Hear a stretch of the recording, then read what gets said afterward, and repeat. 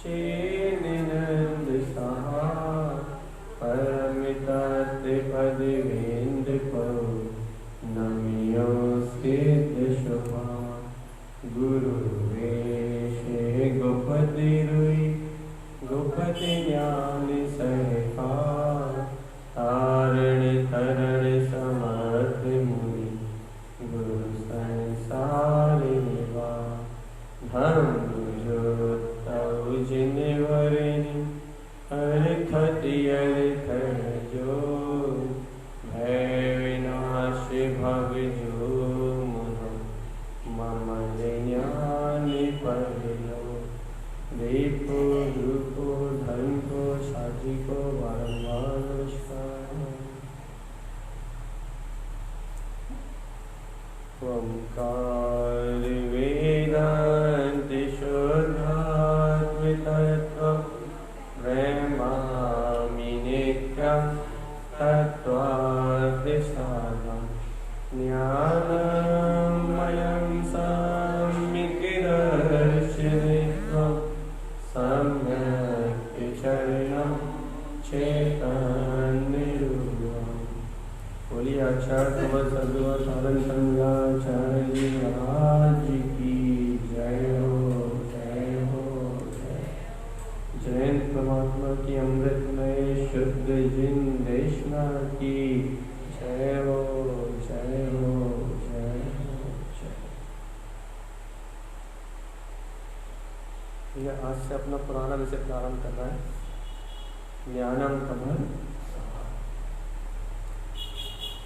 10 लक्षण पर्युषण पर्व में अपन हमें 10 लक्षण धर्म की आराधना करके अपने ज्ञान की, चित्त की, अपने मन की जितनी विशुद्धि उत्पन्न करी है, जितने अपने परिणामों में विशुद्धता आई है भैया, उन सारे विशुद्ध परिणामों का एक ही केंद्र बिंदु है और वो केंद्र है ज्ञानम कमल। अपने ज्ञायक स्वभाव के आश्रय के बिना कोई विशुद्धि उत्पन्न नहीं हो सकती। अपने अभेद ज्ञान विज्ञान में स्वभाव के अवलंबन के बिना कोई भी विशुद्धि प्रकट नहीं हो सकती। ऐसा जिनेन्द्र परमात्मा का कथन, ऐसा सर्वज्ञ देव का कथन है। ये बिना स्वभाव का आश्रय ग्रहण किए एक रंच मात्र विशुद्धता उत्पन्न होने वाली नहीं, एक क्षण मात्र के लिए विशुद्धता उत्पन्न होने वाली नहीं। अंतरात्मा का, अपने ज्ञायक स्वभाव का आश्रय उत्पन्न हुए बिना एक क्षण मात्र के लिए कोई विशुद्धता उत्पन्न होने वाली नहीं। और अपना ज्ञान में ज्ञायक स्वभाव ही अनंत गुणमय है। उन गुणों में आचरण करने का नाम ही धर्म में आचरण करना। कहते हैं ना, परिभाषा है ना कि धर्म धारण करने का नाम। जो धारण किया जाए उसका नाम धर्म। जिसकी धारणा आपके अंतर में उत्पन्न हो उसका नाम धर्म। तो भैया क्या धारण किया आपने, क्या ग्रहण किया है आपने भैया? जो धारण किया जाए उसका नाम धर्म। व्यवहार में परिभाषा है कि जो धारण किया जाए उसका नाम धर्म। भैया क्या धारण किया आपने, क्या ग्रहण किया आपने? भैया हमने 10 लक्षण को ग्रहण किया। आत्मा का जो स्वभाव है उस स्वभाव को धारण किया तो भैया धर्म। व्यवहार परिभाषा है, लेकिन निश्चय परिभाषा तो आचार्य तारण तरण देव और कुंज आचार्य जी ने दी है। वस्तु स्वभाव धम्म, जो धारण है उसका नाम धर्म। चेतना लक्षण धम्म, जो स्वभाव है उसका नाम ही धर्म। भैया अपना स्वभाव अपनी प्रतीति में आ जाना ही धर्म। अपना स्वभाव अपने उपयोग में, अपने ज्ञान में आ जाना, इसका नाम ही धर्म। भैया अपन अब इस विषय को उठा रहे हैं बस, क्या कि ज्ञानम कमल साहब, यही आत्मा का धर्म है बस। ये कुछ बात समझ में नहीं आ रही, रुको तो जरा, आप थमो तो, पहले पर्यूषण से बाहर तो निकलो।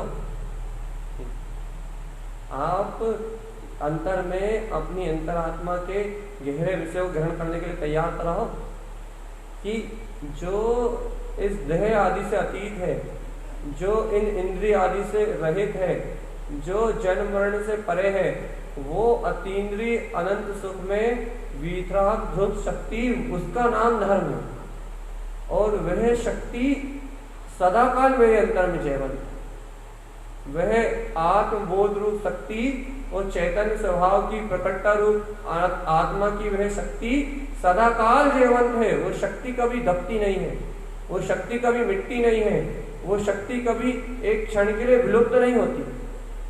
आत्मा की आत्मबोध रूप चेतन शक्ति का नाम धर्म है। आप धारण तो करो से एक बार उस निज अंतर आत्मा की, अपने अंतर ज्ञान स्वभाव की उस वीतराग शक्ति को ग्रहण तो करो कि आत्मा को धारण करने का नाम धर्म। भैया आत्मा आत्मा से अलग कब हुआ? बताओ। ज्ञानम कमल सहाबम, आत्मा आत्मा से अलग कब हुआ है? आत्मा आत्मा से जुदा कब हुआ है? आत्मा के अनंत गुण आत्मा से रहित कब हुए हैं? ये असंख्यात प्रदेशी आत्मा अपने ज्ञान आदि अनंत प्रदेशों से, अपने अनंत चतुष्टय से शुद्ध ही आत्मा, इस आत्मा से आत्मा का अभाव कब हुआ है? ज्ञायक में ज्ञायक का अभाव कब हुआ? एक क्षण भी ऐसा है जिस समय आत्मा ने आत्मा को छोड़ा हो? एक सेकंड का समय, एक समय का परिणाम भी ऐसा है जीवन में कभी भी जिस समय आत्मा ने आत्मा का त्याग किया हो? नहीं है ना भाई।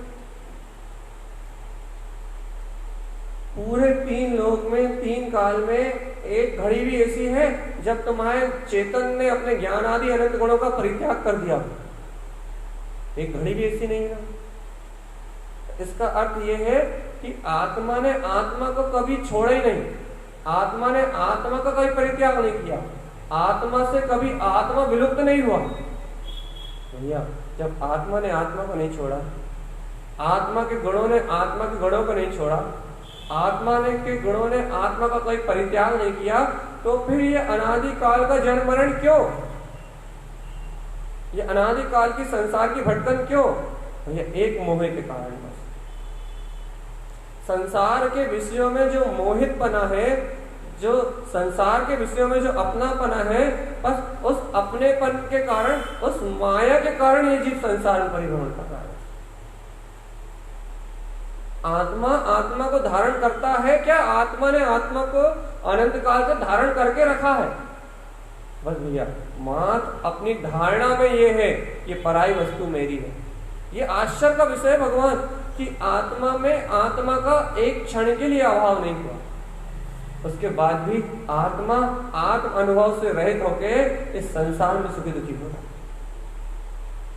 अब आश्चर्य की बात देखो, आप इस विषय पे आश्चर्य करना है तो इस विषय पे आश्चर्य करो कि आत्मा अनंत काल से आत्मा अनंत सुख में है, अनंत काल से आत्मा अजर अमर अविनाशी है, अनंत काल से आत्मा अनंत चतुष्टय में शक्ति वाला अपना चेतन पुंज परमात्मा है।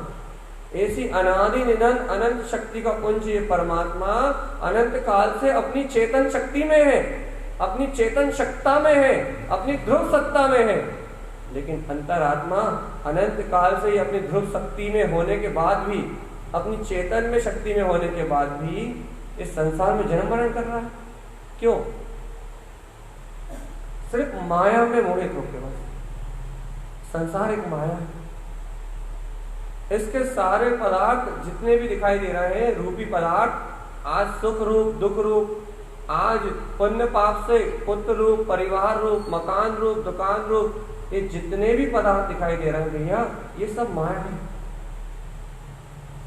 अच्छा एक बात बताओ, जिस शरीर में अपन अपनापन करके बैठे हैं वो शरीर छूटता है नहीं छूटता? अच्छा एक बात बताओ, यदि शरीर में आपका हार्ट खराब हो जाए और उस हार्ट को दूसरा निकाल के लगा दिया जाए, लेकिन उसमें आत्मा नहीं रहा, तो चलेगा क्या?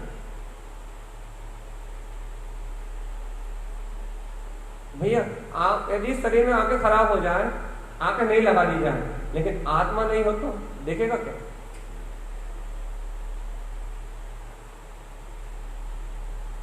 भैया आप खुद बताओ, यदि इस शरीर के कोई भी इंस्ट्रूमेंट, यदि कोई भी पार्ट खराब हो जाए, कोई भी पार्ट बेकार हो जाए, तो भैया आज साइंस नए पार्ट को लगा सकता है, आज विज्ञान नए पार्ट उत्पन्न कर सकता है, लेकिन क्या उन पार्ट से, उन अंगों से क्या आपका ये शरीर देख सकता है, जान सकता है? यदि आत्मा नहीं हो तो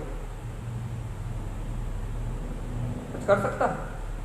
अर्थात ये बात सिद्ध होती है, ये बात सिद्धांत से सिद्ध होती है कि ये आत्मा यदि इसमें है, इस शरीर के संयोग में है, इसलिए ये सारी माया उत्पन्न हो रही है।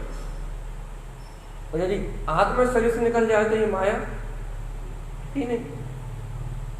अर्थात आत्मा इस माया को, आत्मा के होने के कारण से इस माया का विस्तार है, इसलिए आत्मा को ब्रह्म कहते हैं, इसलिए आत्मा को ब्रह्म शक्ति कहते हैं कि यदि वो ब्रह्म में शक्ति यहाँ मौजूद है, यदि वो ब्रह्म में चेतना यहाँ मौजूद है, तो ये सारा ब्रह्मांड अपने आप ही गतिमान है, सारा ब्रह्मांड चल रहा है, ये सारा पूरा जितना भी ब्रह्मांड तुम्हें दिखाई दे रहा है, यदि ये ब्रह्म में अपनी अद्वितीय अद्भुत ये चेतना ना हो तो इस ब्रह्मांड की कल्पना कर सकते हो? आंखों से देख सकते हो, कान से सुन सकते हो, रसना से स्वाद ले सकते हो, पंच इंद्रिय में स्पर्श, रसना, ग्रहण, चक्षु, कर्ण, ये 5 इंद्रिय के 27 विषय, इनका वेदन कर सकते हो?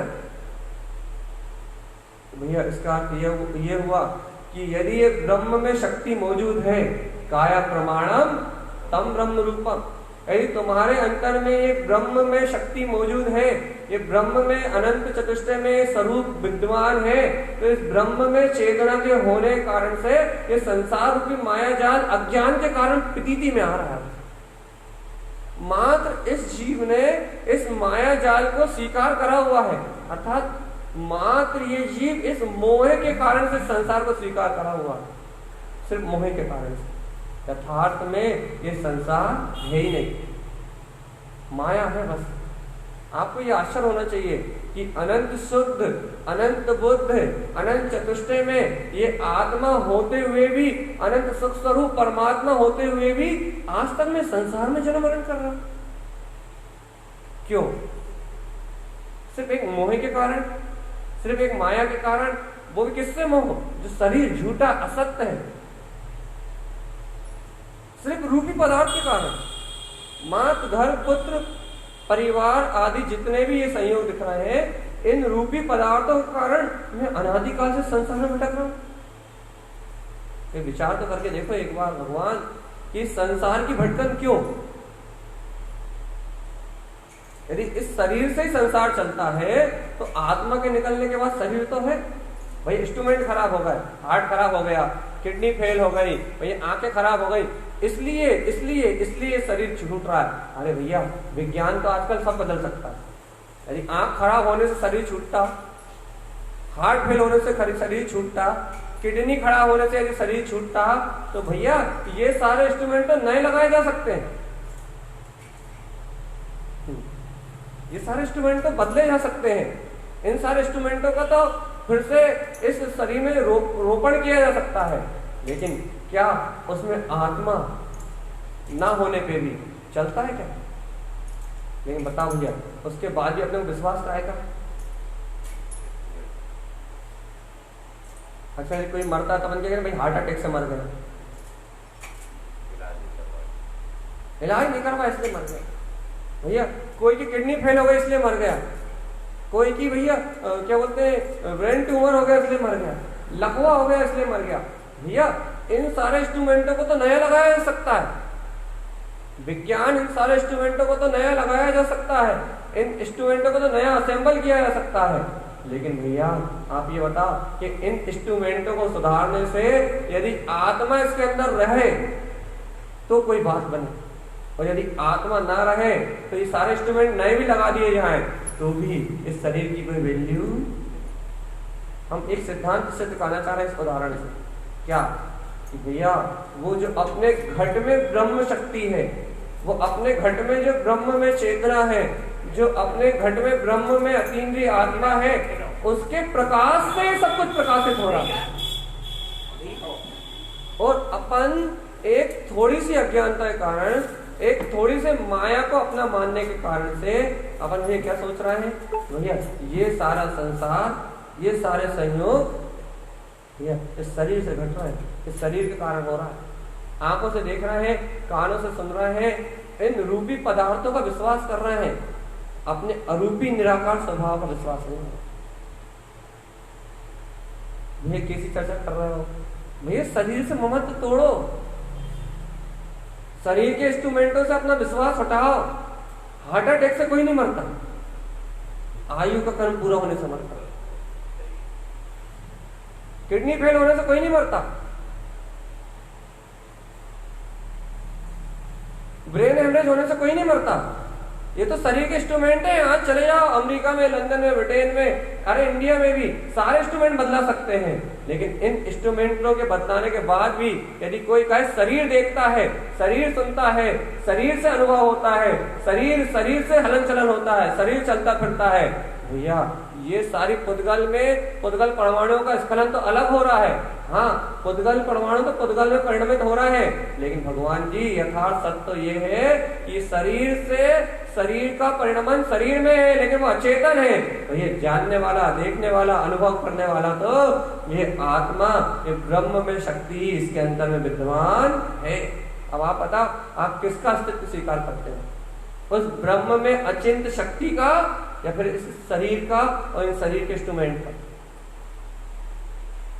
आपके अंदर किसकी स्वीकारता है?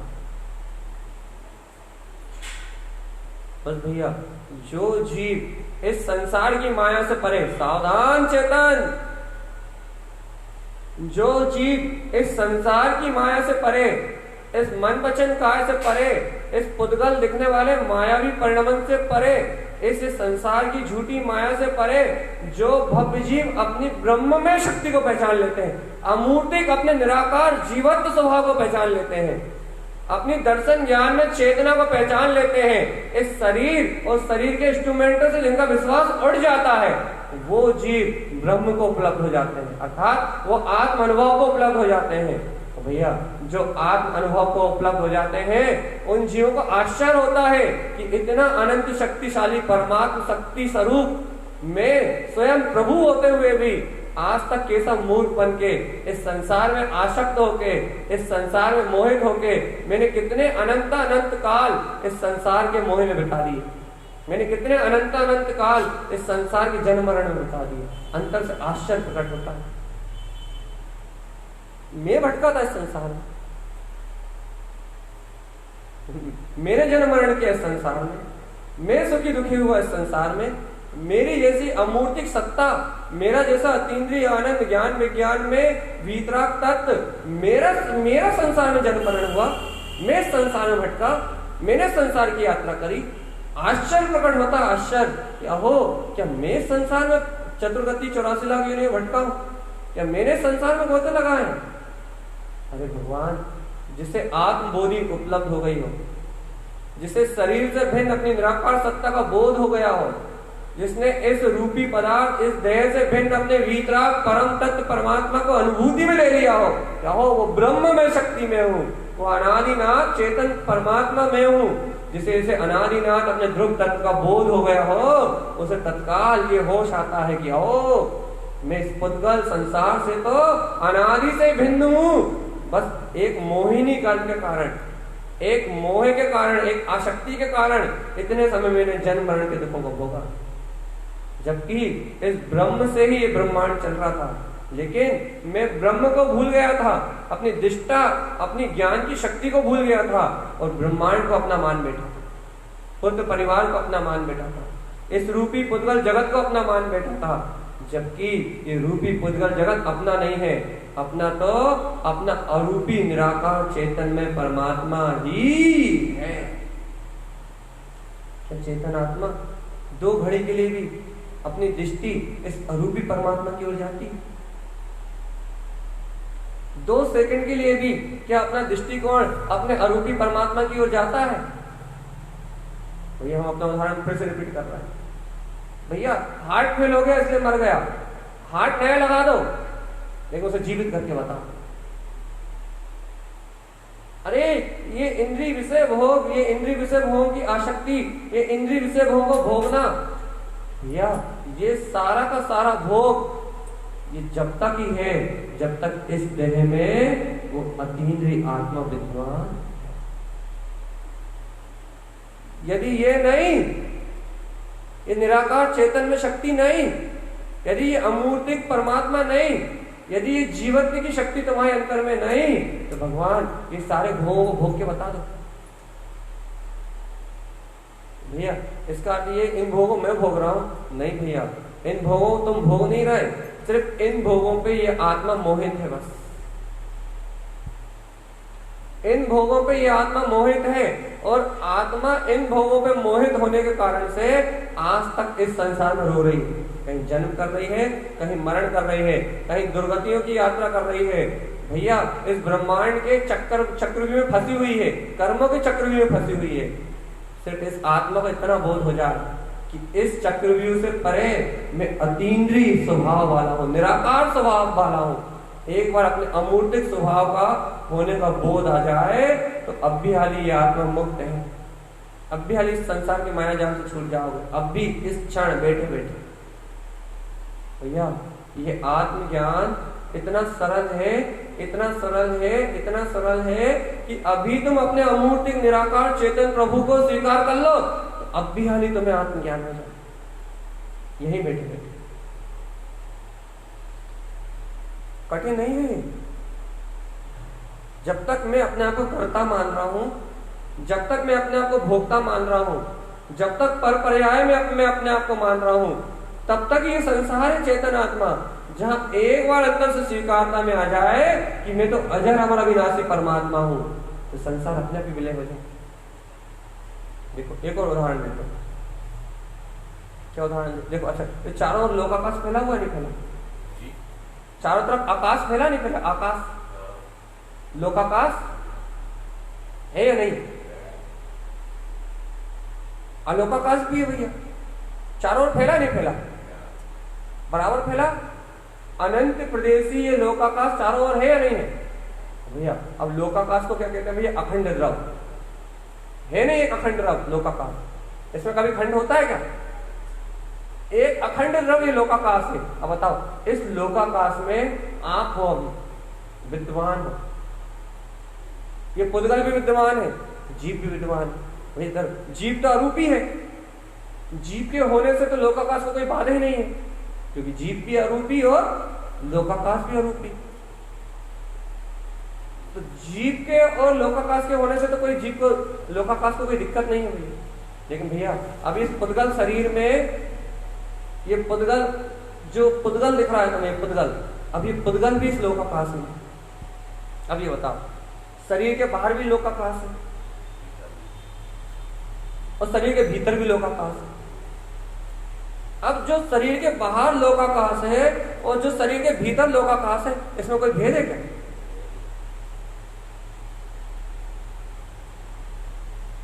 अच्छा बताओ, जो लोकाकाश है और जो अलोकाकाश है, इसमें भी कोई भेद है क्या? अरे भैया आकाश मतलब एक अखंड द्रव, इसके अनंत प्रदेश है। हाँ, इनके अनंत प्रदेशों की अपेक्षा से सिर्फ थोड़े से प्रदेशों में ये लोग हैं जिसमें 6 द्रव निवास करते हैं, बाकी 5 द्रव निवास करते हैं। बाकी लोग, आकाश तो एक अखंड द्रव है, उसके इस शरीर के रहने और नहीं रहने से उसे कोई अंतर पड़ता? आकाश का स्वभाव है, आकाश का उपकार है कि वो आपको रहने का अवकाश देता है। लेकिन भैया वो उपकार करता है, इसका अर्थ ये नहीं है कि आपके ऊपर उपकार करे और वो अपने स्वभाव को भूल जाए। शरीर के बाहर रहता हुआ आकाश भी शुद्ध है और शरीर के अंदर भी जो खाली स्थान है ना, उसमें भी आकाश है, वो भी शुद्ध है। समझो इस बात, शरीर के बाहर रहने वाले ये आकाश भी शुद्ध है और शरीर के अंदर रहने वाला वो आकाश भी, उसमें कभी कोई अशुद्धता प्रवेश। ये इससे आप क्या बताना चाह रहे हैं भैया? जब वो अरूपी आकाश द्रव शरीर के अंदर रहते हुए भी शुद्ध है, शरीर के बाहर रहते हुए भी शुद्ध है, तो भैया एक बात बताओ, जब वो आकाश द्रव शुद्ध है तो क्या मेरा आत्मा भी अरूपी है? मेरा आत्मा भी निराकार है, असंख्यात प्रदेशी है, अनंत गुणों का पिंड परमात्मा है। जब वो लोकाकाश शरीर के बाहर रहते हुए और शरीर के अंदर रहते हुए भी शुद्ध है, तो क्या मेरा आत्मा, क्या मेरा चेतन में निराकार ये तत्व, क्या मेरा ये जीव आत्मा, क्या इस शरीर में जाने से अशुद्ध हो जाएगा? या इस शरीर से बाहर निकल जाने के बाद कोई शुद्ध हो जाएगा? अरे भैया, जैसे वो लोकाकाश शुद्ध है, तीन काल शुद्ध है, चारों तरफ लोक में अलोक में उस आकाश की जो व्यवस्था है वो शुद्धि है, वो कभी अशुद्ध नहीं होता। भैया ऐसे मेरा आत्मा इस शरीर में रहे तो भी शुद्ध है, और सिद्ध शिला में रहे तो भी शुद्ध है। इसकी शुद्धता कभी खत्म नहीं होती है। तुम आकाश की शुद्धता तो स्वीकार कर रहे हो, लेकिन अपनी शुद्धता को स्वीकार नहीं कर रहे। तुम आकाश की निर्मलता को स्वीकार कर रहे हो कि भाई आकाश द्रव शरीर में रहते हुए भी शुद्ध है और शरीर के बाहर रहते हुए भी शुद्ध है, अमूर्तिक है, अनंत प्रदेशी है। आप उस आकाश की निर्मलता को स्वीकार कर रहे हो जो पूरे 5 द्रव्यों का अवकाश देता है, उस आकाश की निर्मलता को तो स्वीकार कर रहा है भैया।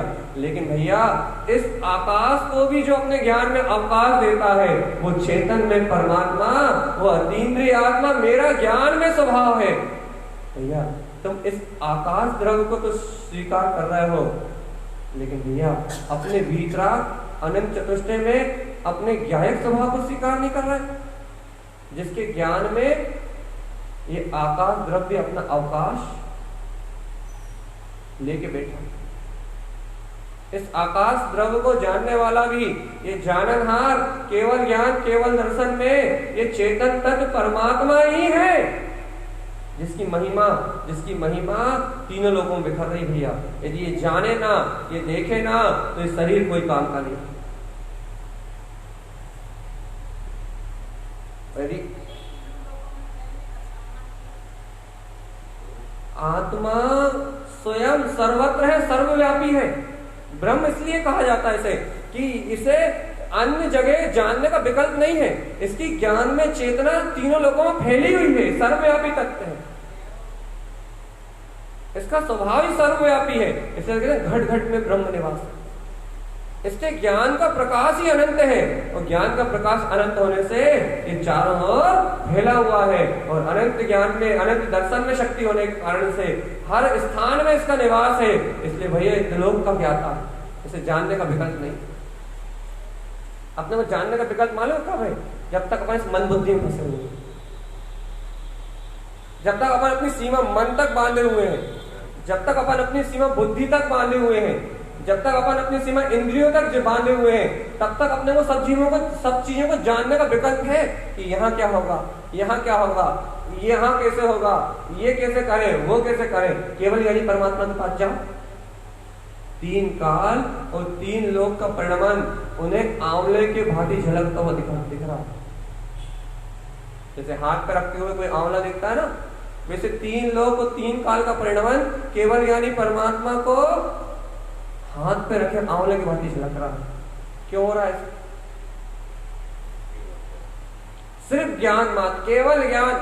वो केवल ज्ञान में हो गए, अनंत ज्ञान में हो गए, इसलिए उन्हें 3 लोक और 3 काल का परिणमन हाथ पे रखे आंवले की भांति दिख रहा है। क्यों? क्योंकि सर्वज्ञ है, उनका ज्ञान चारों ओर फैला हुआ है, अनंत ज्ञान। कोई जिस ज्ञान की कोई सीमा नहीं है भैया, वो क्या है स्वभाव मेरा आत्मा होता है विश्वास। अच्छा, अब भी यही आपको बता, एक थोड़ा सा भी सीने में दर्द होने लगे ना, तो ऐसा लगे अरे अरे यार, अब भी हार्ट अटैक ना आ जाए, अब भी यदि सांस ना रुक जाए। क्यों भैया? अब भी यदि हार्ट फेल हो गया तो हम चले जाएंगे। कौन चला जाएगा?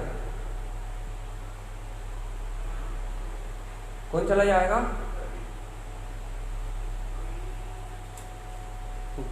कौन चले जाएगा?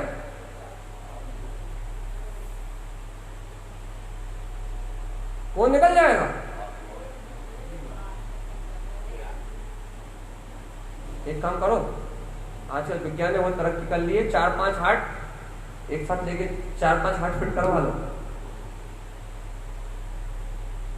और क्या। जब शरीर से ही सब काम होते हैं, शरीर ही देखता है, शरीर ही खाता है, शरीर ही पीता है, शरीर से सारे सुख है, शरीर से तुम्हारा सारा आनंद है। तो एक काम करो, आज के पैसे की भी कोई कमी नहीं है, 2-3 हार्ट रिजर्व करवा लो, 2-4 किडनी एडवांस में लेके रख लो। शरीर की व्यवस्था बनानी है ना, एक काम करो, पैसा भी बहुत है, 2-4 हार्ट लेके रख लो अपने पास, 2-4 किडनी लेके रख लो, बस अपन तो कभी मरेंगे ही नहीं। शरीर से सब होता है ना, शरीर से सारा काम होता है ना, लेके रख लो, कौन मना कर रहा है? रह सकते हो जिंदा? या ये सब बातें कहने का इतना सा अभिप्राय है मेरा कि भैया आप अपने जीवन को तो स्वीकार करो, अपनी चेतनता को तो स्वीकार करो कि उस चेतन के होने के कारण से ही जीवन है। यदि वो चेतन नहीं तो जीवन की कल्पना, यदि वो ध्रुव चेतना नहीं, यदि वो विराट चेतन में, अनंत सत्ता में, या अपना अरूपी निराकार परमात्मा शक्ति यहाँ नहीं, तो यहाँ जीवन की कोई कल्पना भैया। जहाँ जीवन है, जो अपना जीने वाला जयवंत स्वरूप है, अपन उसे स्वीकार नहीं कर रहा है। वो जो ये मुर्दा है, जो ये संयोग है, इन्हें स्वीकार करके मर रहा है। इतनी सी भूल है भगवान जी। देखो बहुत सरल भाषा में चर्चा कर रहा है। इतनी सी भूल है अपनी बस, कि जो जयवंत है, जो जीवंत है, जिसके होने से ये पूरी कायनात है, भैया अपन उस ब्रह्म में शक्ति को स्वीकार नहीं कर रहा है, और ये झूठे ब्रह्मांड में मोहित हो रहा है। आज पुत्र का भोग हो, पुत्र परिवार का भोग हो, धन संपदा का भोग हो, काम का भोग हो, इंद्रिय विषयों का सेवन हो, जो कुछ भी हो, जिस माया में आज तुम भ्रमित हो, वो सारी माया का भोग भी तब है जब ये ब्रह्म में शक्ति तुम्हारे अंदर निवास कर रही। इसे निकाल दो तो एक भी भोग करना संभव। उसके बाद भी भोगों के प्रति आसक्ति है, भोगों की स्वीकारता है, लेकिन भैया जो अपना अतीन्द्रिय ब्रह्म में स्वरूप है, उस स्वभाव की स्वीकारता है। भैया आज ये चर्चा विशेष क्यों हो रही है? क्योंकि भैया अब कल से ये विषय आएगा, बोध, बोध, बोध, बोध, ज्ञानम कमल साहब बोध। अब इस मुर्दा शरीर के बोध के साथ जीते जीते तो अनंत काल निकल गए, भूख के साथ जीते जीते, प्यास के साथ जीते जीते, जन्म के साथ जीते जीते, मरण के साथ जीते जीते, इस शरीर के बोध के साथ, इस मृत काया के साथ जीते जीते तो अनंत काल निकल गया। भगवान आत्मा एक बार उस अनंत ब्रह्म में शक्ति के बोध के साथ जी के तो देखो, जो तीनों लोगों का नाम है कि मैं तो वो परमात्मा हूं, जिसके बोध से ये तुम्हें बोध हो जाए कि भैया इस संसार की सारी माया बिला जाने वाली है, इस संसार का सारा माया चक्र, सारा माया का जाल बिला जाने वाला है। यहाँ यदि कोई जयवंत है तो वो अपना अतीन्द्रिय ध्रुव स्वभाव। एक बार अपने आत्मा के बोध में जी के तो देखो भगवान, ये क्या मिलेगा भैया। इस समय तो तुम्हें ऐसा लगेगा कुछ नहीं मिल रहा, जब तुम शुरुआत करोगे तो तुम्हें ऐसा लगेगा कुछ भी नहीं मिल रहा। भैया आत्मा की स्मृति रखने से होता क्या है? आत्मा का स्मरण रखने से होता क्या है? आत्मा का बोध जागृत होने से होता क्या भैया? भैया अभी तो तुम्हें थोड़ा तुम्हें पता तो नहीं लगेगा अभी कि भाई क्या होता है, लेकिन भैया जब इस शरीर को छोड़ के जाओगे ना, तब पता लगेगा क्या होता है। अभी तुम्हें शायद बोध ना हो, अभी तुम्हें ऐसा लगे ये बहुत बड़ी बड़ी बातें हैं, ये बहुत बड़ी बड़ी ज्ञान की बातें हैं, ये बहुत बड़ी बड़ी बातें कर रहा भैया आत्मबोध की। लेकिन भैया तुम्हें उस दिन पता लगेगा जिस दिन तुम आसाता में, रोग में, पीड़ा में बिस्तर में करा रहा होगा ना, उस दिन पता लगेगा इस बोध से क्या होता है। उस दिन पता लगेगा जब अपने मन की मानी नहीं होगी, जब अपने मन के अनुसार अपना परिणमन नहीं होगा, जब पाप कर्म का उदय आएगा, जब तुम्हें पता लगेगा भैया इस बोध से क्या होता है। जब तुम्हें पता लगेगा कि भेद ज्ञान की कला क्या अति से दिखाती है, जब तुम्हें पता लगेगा इस ब्रह्म में अपनी अतीन्द्रिय चेतना का ज्ञान होने से क्या होता है, संसार के सारे दुख अपने आप ही छूट जाते हैं, संसार की सारी वेदना अपने आप ही नष्ट हो जाती है, और अंतर शक्ति का बोध आते ही सारे दुख विलायमान हो जाते हैं। भैया हम कैसे विश्वास करेंगे? मेरी बात का नहीं, जिन्हें परमात्मा की वाणी का तो विश्वास करो। अपने सदगुरुओं की वाणी का तो विश्वास करो। अरे गुरुओं ने हम पे यही तो उपकार किया है। यदि अपने गुरुओं का अपने ऊपर उपकार है, यही तो उपकार है उनका, क्या कि उन्होंने झूठे ब्रह्मांड से अर्थात इंद्रिय विषयों से, ये दिखने वाले रूपी पदार्थ से भिन्न मेरी अद्भुत चेतना मेरे अंदर में विद्यमान है, ऐसे ज्ञान का जो मार्ग दिया है, यही तो गुरुओं का उपकार है। और यदि आज गुरु अपने को ये मार्ग नहीं दे गए होते, आज सदगुरु यदि अपने को ये मार्ग नहीं बता गए होते, तो क्या आज अपन जान पा रहे थे सूक्ष्म रहस्य?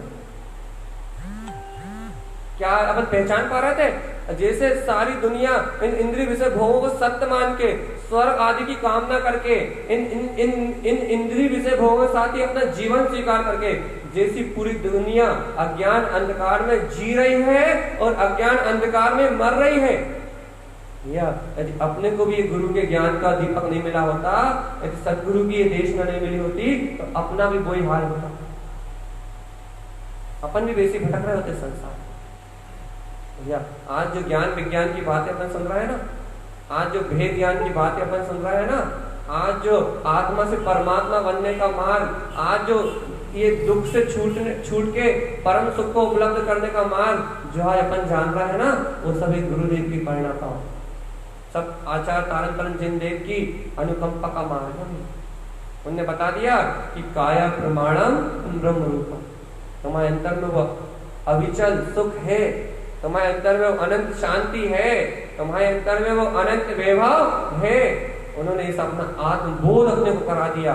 तो आज अपन इन सारी बातों को, सूक्ष्म बातों को इतनी सरलता से जान रहे हैं, लेकिन भैया विश्वास और कर लो बस। देखो मान जाओ, शरीर की एक आयु है, शरीर के ये जो आयु है वो है शरीर की निश्चित आयु है भगवान की, और निश्चित आयु तक ये शरीर रहेगा। उसके बाद तुम इस शरीर में कितने ही इंस्ट्रूमेंट बदल दो, लेकिन भैया ये कर्म उदय पलटते ही ये शरीर नहीं रहेगा। भैया जो कल नहीं रहेगा उसकी आज से श्रद्धा तोड़ दो ना भैया। ये इंद्रिय विषय भोग आज है, पुण्य का उदय है, लेकिन कल पाप का उदय आते ही ये नहीं रहेंगे। भैया जो नहीं रहेंगे उनकी कामना आज से छोड़ दो ना, उनका विश्वास आज से छोड़ दो ना। क्यों छोड़ दे भैया? जो कल नहीं रहेगा यदि उनका विश्वास आज से छोड़ दोगे तो भैया जिस दिन कल नहीं रहेगा उस दिन उसका दुख नहीं। ये जीने का तरीका है। कल इंद्रिय विषय भोग नहीं रहेंगे, कल ऐसे कुटुंब परिवार नहीं रहेगा, कल ऐसे सुख साधन नहीं रहेंगे, कल जैसे विषयों की प्राप्ति आज है वैसे विषयों की प्राप्ति कल नहीं रहेगी। अरे तुम्हारा शरीर खुद बूढ़ा हो जाएगा। जिन विषयों को आज तुम अच्छे से भोग रहे हो उन्हें भोगने की सामर्थ्य नहीं रहेगी। लेकिन भैया यदि उन्हें भोगने की सामर्थ्य नहीं रहेगी, लेकिन यदि वो तुम्हारे लिए सत्य बने रहे तो इच्छा तो रहेगी ना, कामना तो रहेगी ना। सामने यदि भोग रखे भी होंगे, मान लो तुम्हें डायबिटीज हो जाए, तुम्हारी डायबिटीज 350 हो जाए, सामने मीठा रखा भी रहेगा तो मीठा खा नहीं पाओगे। भोगने की इच्छा तो रहेगी, लेकिन भोग सामने रखा हुआ भी नहीं भोग पाओगे। बताओ उस इच्छा के दुख से कौन बचाएगा? उस इच्छा की वेदना से कौन बचाएगा? उस कामना से, उस दायना से, उस आसक्ति से, उस अनंत पीड़ा से, उस वेदना से कौन निकालेगा तुम्हें बाहर? यदि आत्मज्ञान होगा चेतन आत्मा निकल के बाहर आ जाओगे, और यदि आत्मज्ञान नहीं होगा तो, यदि इन भोगों को सत्य मानते रहे तो, इन विषयों को सत्य मानते रहे तो, इन कसायों को सत्य मानते रहे तो जो आकुलता तुम्हें भोगनी पड़ेगी, जो पीड़ा तुम्हें भोगनी पड़ेगी चेतन आत्मा, उस पीड़ा का कोई अंत नहीं। क्या कहना चाह रहे हैं आप? इतना कहना चाह रहे हैं कि जो झूठ है, जो कल्पना है, जिसका अंत विधाता विधि के विधान में अपने कर्म के उदय में लिखा ही हुआ है कि ये संसार झूठी माया है, क्षणभंगुर माया है, छूटनी है। भैया ये प्रकृति, ये प्रकृति, ये माया तुमसे छीन ले, अर्थात कर्म उदय के पलटने के बाद ये माया तुमसे छिन जाए, उसके पहले इस माया को असत्य जान लो। क्षणभंगुर जान लो और अपने सूक्ष्म अतीन्द्रिय आत्म स्वभाव का ज्ञान उत्पन्न कर लो, अपनी आत्मा का अनुभव उत्पन्न कर लो, अपने निराकार ध्रुव तत्व का श्रद्धान प्रकट कर लो। ये क्या होगा इससे भैया? आगे आने वाले भयानक दुखों से बच जाओ। देखो फायदे की बात कह रहे हैं हम आपसे। यदि आपने आज आत्मबोध कर लिया, यदि इस घड़ी यदि आपने आत्मबोध जागरण कर लिया, यदि इस घड़ी आपने अपनी निराकार चेतन में तत्व का अनुभव कर लिया, यदि इस घड़ी आपने ब्रह्म में सत्ता का बोध कर लिया, तो तुम्हें ये बोध हो जाएगा कि इस ब्रह्म के होने से ब्रह्मांड है, ये ब्रह्मांड क्षणभंगुर है, नाशवान है, और ये ब्रह्म सत्य है। जो ब्रह्म को सत्य जान लेते हैं वह जन्म मरण से छूट जाते हैं। जो इस ब्रह्म में अचिंत शक्ति को सत्य मान लेते हैं भैया, वो इस संसार के परिभ्रमण से स्वयं छूट जाते हैं। और जो इस ब्रह्म में शक्ति को नहीं जानते वो इस संसार की माया में मोहित होकर इस चतुर्गति संसार की यात्रा करते। जो अपने अंदर में जीते जागते, अभी हंसते खेलते खिलखिलाते हुए इस चेतन स्वभाव का अनुभव कर लेते हैं भैया, वो इस संसार की माया को क्षणभंगुर जान के इससे मुक्त हो जाते हैं, ज्ञानी हो जाते हैं, आत्मज्ञानी हो जाते हैं। और भैया जो संसार के इंद्रिय विषयों में ही मोहित रहते हैं वह अज्ञानी जीव अनंत जन्म मरण करते हुए इस संसार में परिभ्रमण करते हैं। ये दोनों चीज आपके हाथ में है। क्या करना चाहोगे?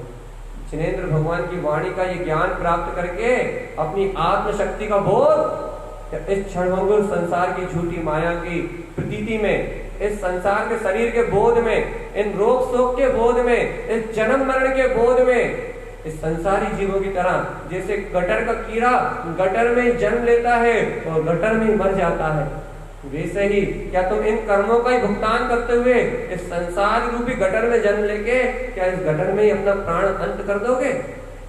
क्या अपनी आत्मा के बोध को उपलब्ध नहीं करोगे? क्या जिनेंद्र परमात्मा की वाणी को स्वीकार नहीं करोगे? क्या अपने अंतर आत्मा का जागरण नहीं करोगे? चेतन आत्मा, क्या अपनी ध्रुव शक्ति को नहीं पहचानोगे? अंतरात्मा के बोध में जियो। गजब नशा है इस आत्मा का, आत्मबोध का गजब नशा है, आत्मबोध का गजब आनंद है, आत्मबोध की गजब मस्ती है। अरे संसार में सबके बीच में रहता है, लेकिन भैया कमल की तरह खिला हुआ रहता, पसंद रहता, आनंदित रहता, संसार में सबके साथ रहता है, सारे सहयोगियों के साथ रहता है, सारे संबंधियों के साथ रहता है। अरे अनंत पुण्य के उदय में रहता है, चक्रवर्ती सम्राटों जैसे पद पे रहता है, पूरी दुनिया पे शासन करता है, लेकिन भैया जल में कमल की तरह रहता है। आत्मबोध की कला अद्भुत है भैया।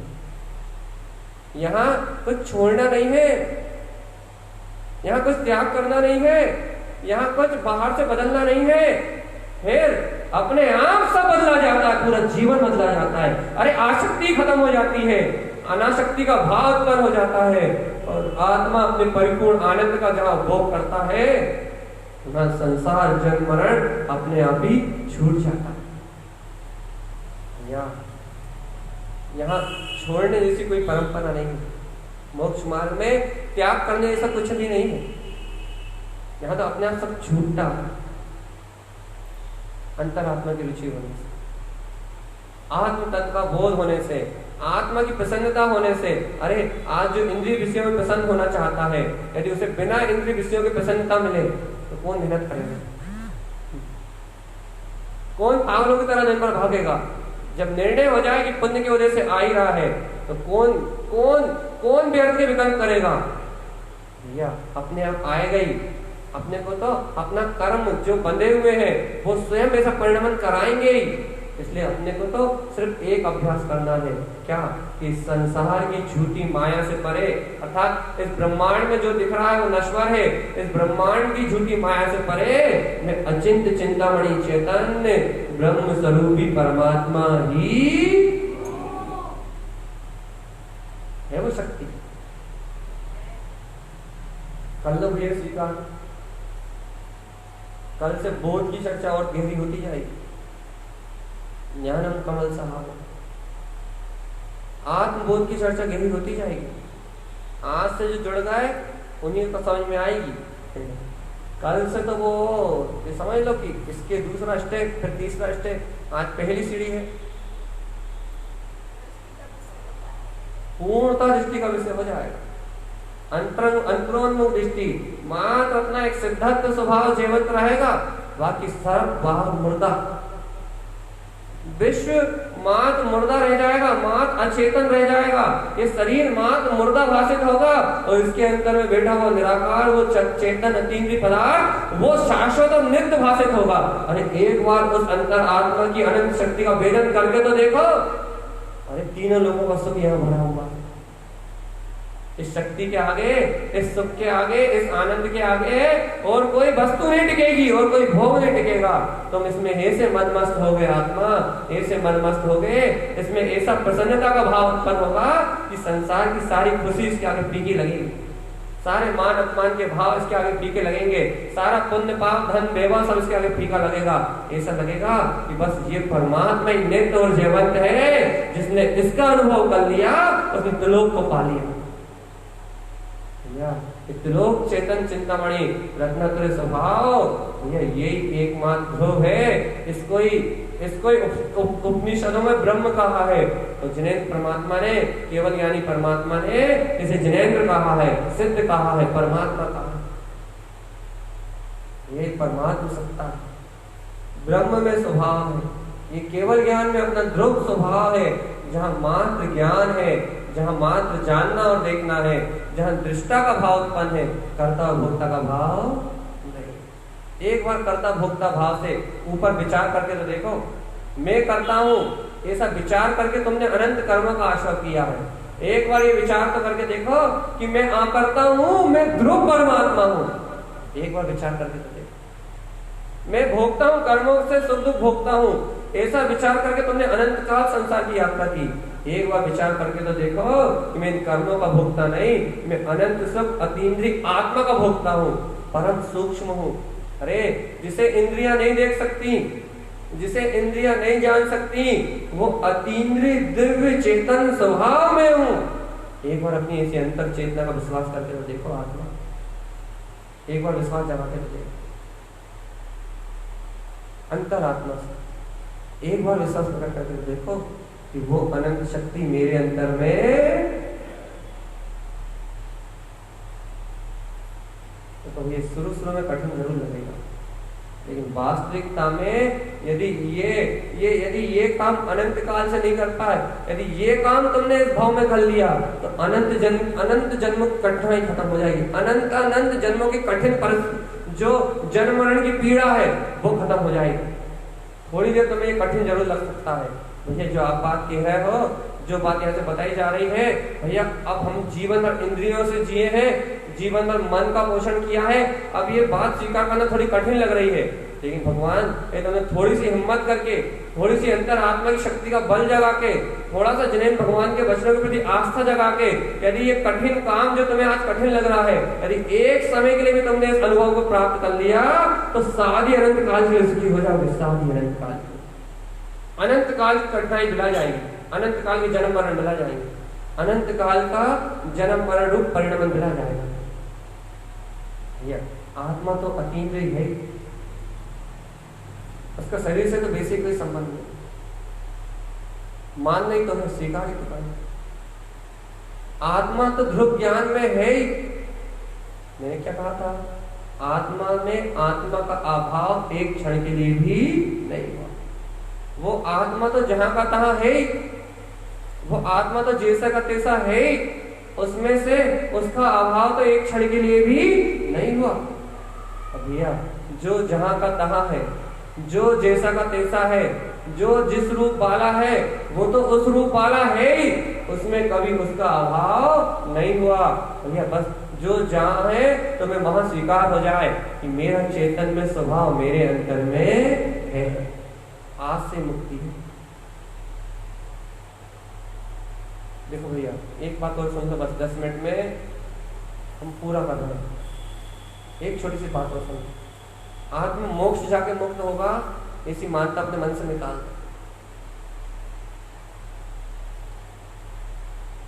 अब मोक्ष होना होगा तब होगा। आत्मा मोक्ष जाके सुखी होगा, ये मानता अभी अभी, अभी से अपने मन से निकाल। अरे आत्मा जहां है, जैसा है वो वही अनंत सुख में है। बस भैया आत्मा की दृष्टि प्रकट हो जाए तो आज ही अनंत सुख है, आज ही अनंत शांति है, आज ही अनंत मुक्ति है। तो भैया यदि आज भी आत्मा की दृष्टि नहीं है, वही संसार शरीर भोगों पे मोहित है आपकी दृष्टि, ये संसार शरीर भोगी दिखाई दे रहे हैं, आत्मा का स्मरण और बोध नहीं आता, तो भैया आज दुखी दुखी। भैया हमें दुख तो लगता नहीं है।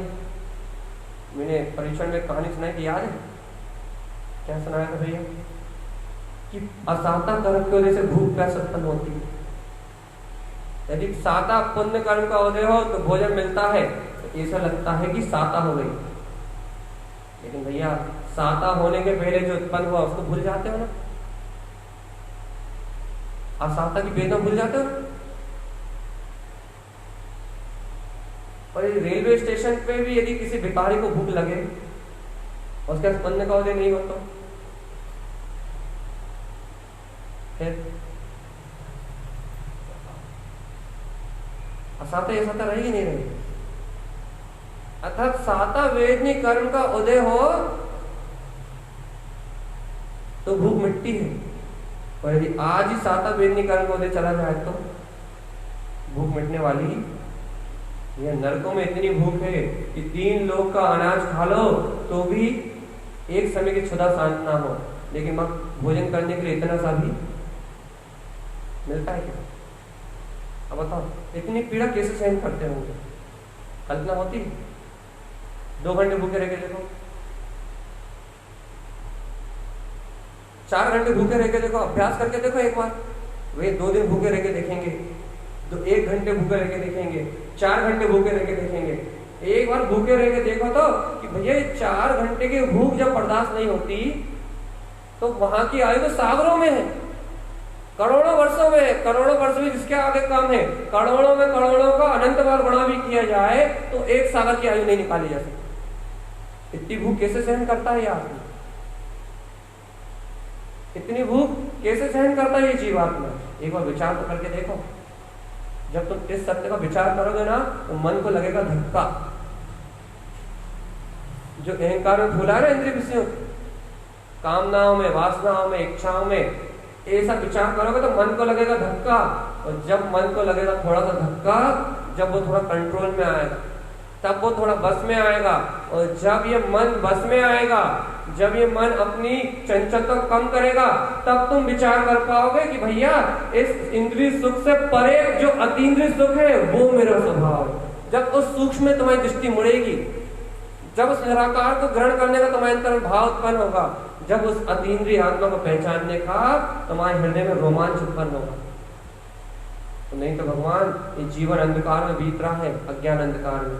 यदि आज भी अज्ञान अंधकार में बीत गया और अपनी ब्रह्म में शाश्वत दिव्य चेतना का बोध नहीं आया, तो चेतन आत्मा इस संसार के परिभ्रमण और इस संसारिक भटकन के अलावा कुछ हाथ लगने वाला भैया। आज से शुरुआत हो गई तत्व के बोध की।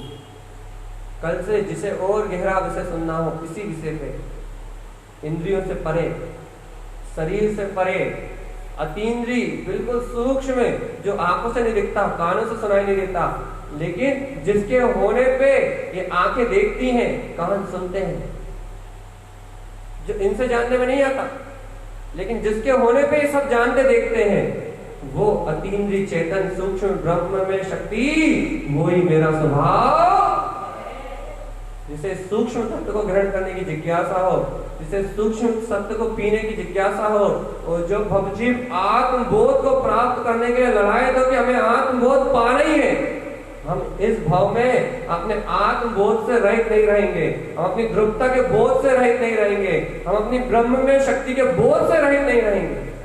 या जिन्हें ऐसे आत्मबोध की जिज्ञासा हो, जिन्हें ऐसे अपने तत्व बोध की भावना हो, तो ये वो सभी जीव आमंत्रण, उन सभी जीवों का आमंत्रण है कि सभी जीव आए और ऐसे आत्मबोध की जो तारण देव जगा रहे हैं, जिन्हें परमात्मा की वाणी जगा रहे हैं, जगा रही है अपने को। भैया ऐसे आत्म जागरण को प्राप्त करें, आत्मबोध को प्राप्त करके सभी जीव अपने सिद्धियों मुक्ति के मार्ग को प्रशस्त करें। इन्हीं मंगल भावनाओं के साथ बोलिए आचार्य प्रबल सद्गुरुवर तरन तरन आचार्य जी महाराज की जय हो, जय हो, जय हो, जय हो।